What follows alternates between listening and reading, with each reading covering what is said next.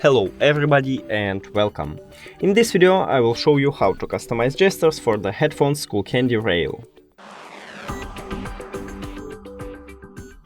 You have to start by open Skullcandy application, then go to button settings, and right now we can customize it. So for the left one, by default we have a plain pose for both of it, but I prefer to use assistant for my left earbud, and for the right one I wanna leave a plain pose.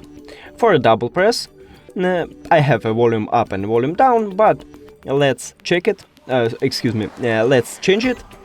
For the right one I will use next track, and for the left one I will use previous track. And for the triple press I will use volume down for the left one, and for the right one volume up. For a press and hold I will use take a photo, and for the left one I will use stay aware or enable or disable. That's it. Thank you for watching this video. Oh no, I'm so sorry, I forget the last one. If you don't like it, you can make a reset.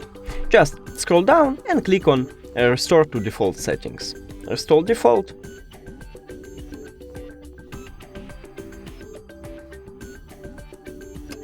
And we just returning. That's it. Thank you for watching this video. If you found it helpful, please consider subscribing to channel and leave the like on the video. It's really important to us. See you later.